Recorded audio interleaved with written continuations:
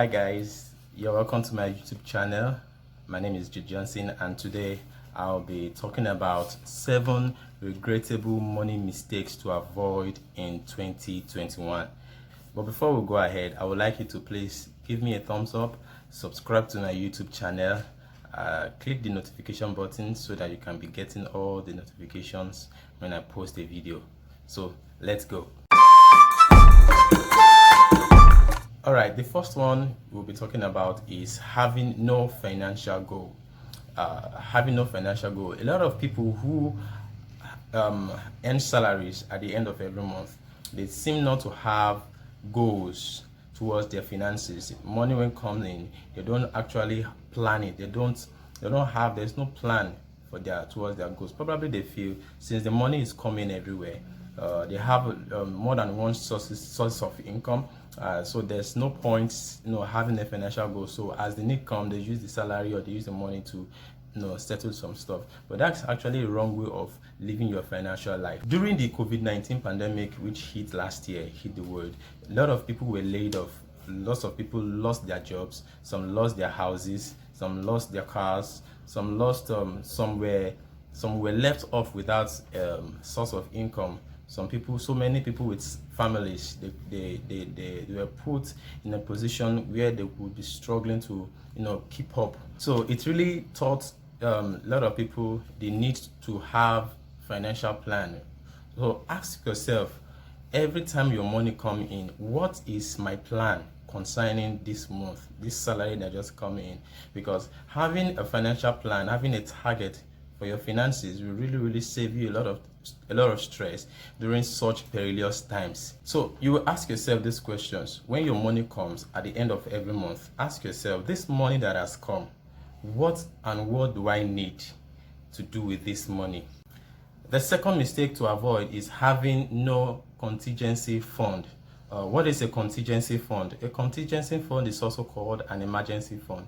That portion of money you set aside, you keep aside, so that when a time comes when you are stranded, you don't have a cash and you are faced with a dire situation that you need urgent cash for, you then take it and solve that problem. So you need to have what we call a contingency plan or contingency fund or an emergency fund, so that you will avoid some things. Not having a contingency fund and you faced with situation where you need money will lead you to going to borrow from probably a friend or a family member, and then that will be increasing your spending rate, because when your salary comes in, the first thing on your mind would be to remove that portion if you have already borrowed, to return back. Probably some may say, okay, I'm giving you this money or lending you this money with so and so interest rate.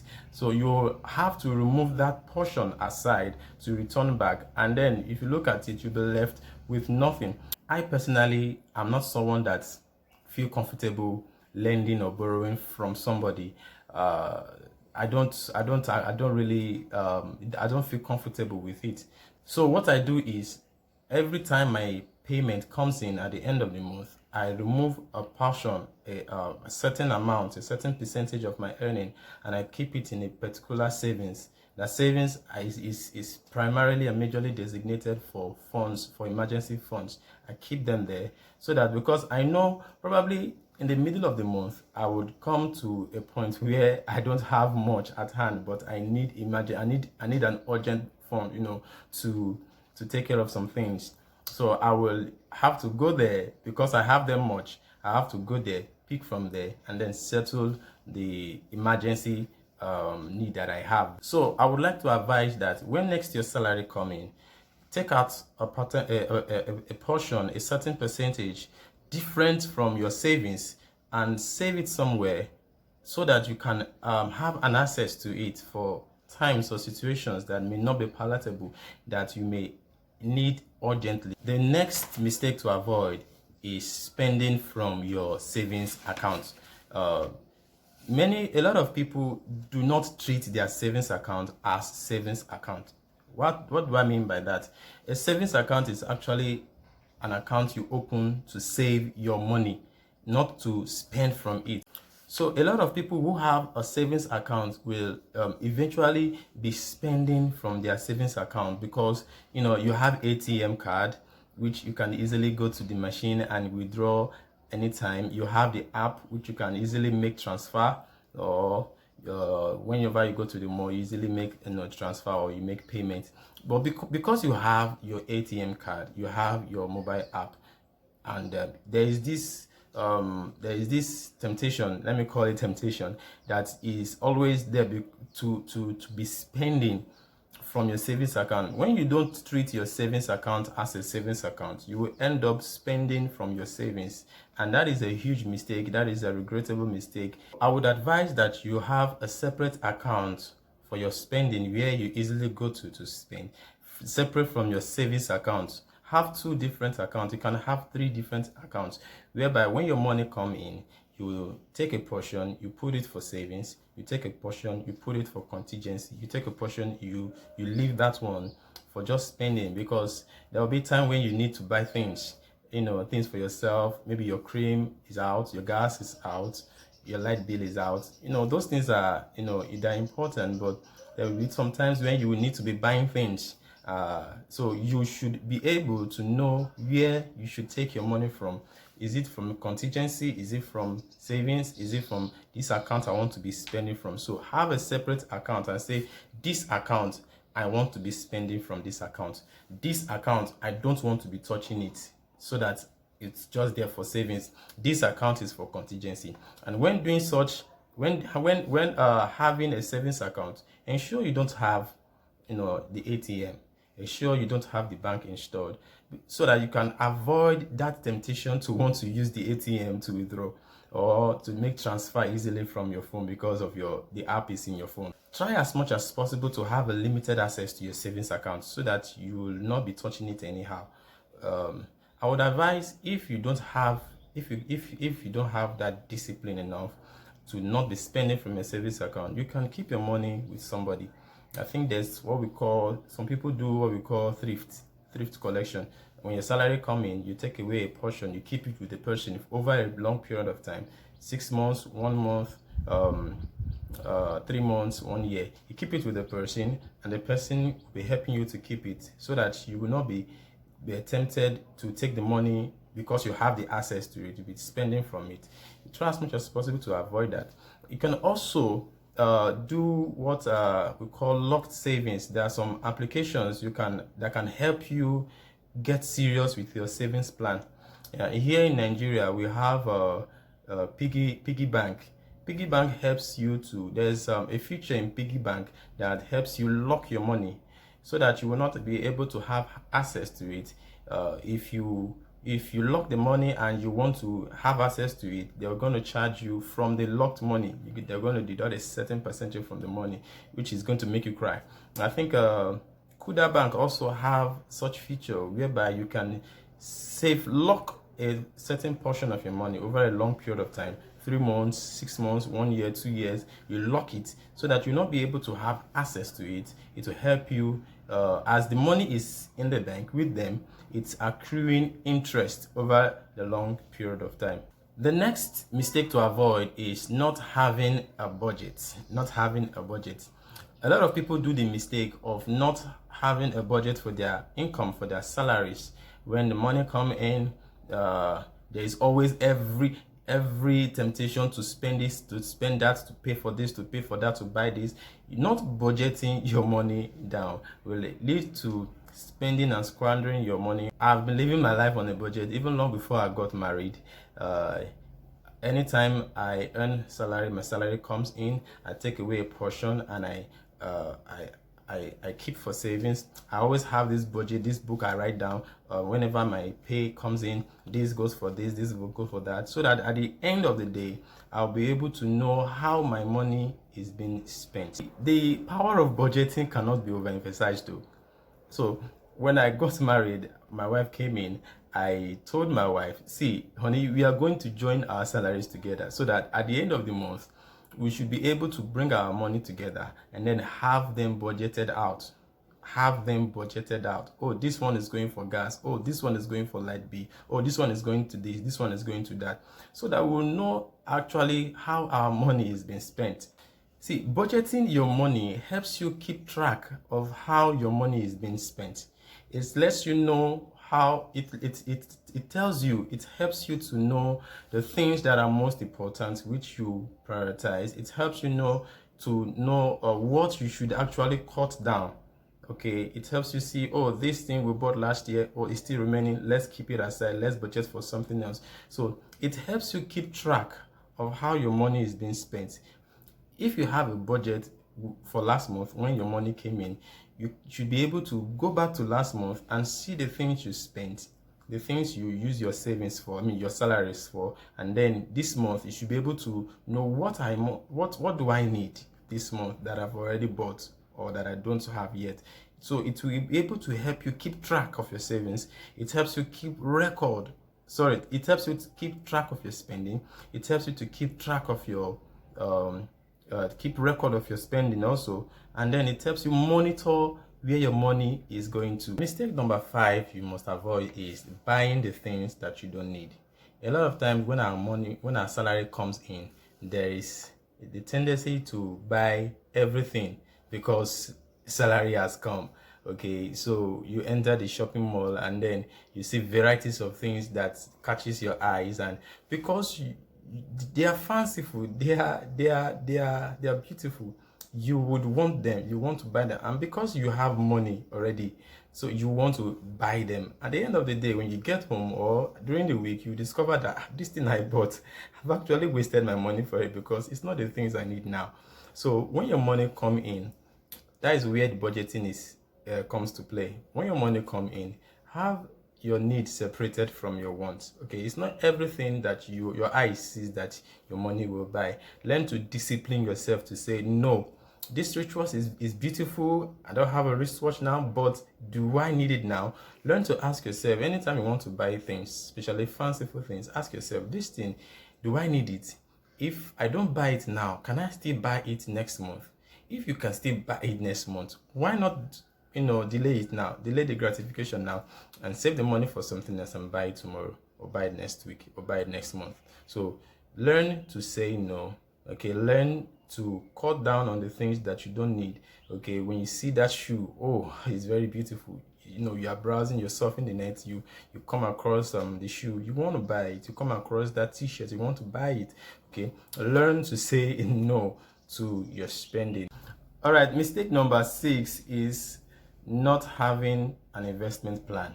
A lot of people, they feel like, since money is coming in all the time, there's no need to have a plan, an investment plan. Actually, the power of investment cannot be overemphasized. A lot of people who earn salaries at the end of the month, they do the mistake of not having plan for tomorrow. Because actually, the reason why you should invest is not for today, it's for tomorrow. You should be able to have the security for tomorrow. I remember during the COVID-19 pandemic that hit last year, and so many people were laid off, lost their jobs and all that. Now imagine if those people who don't have, or who haven't a plan for their tomorrow, okay, and then such happened to them. Imagine being laid off and not having a fallback plan.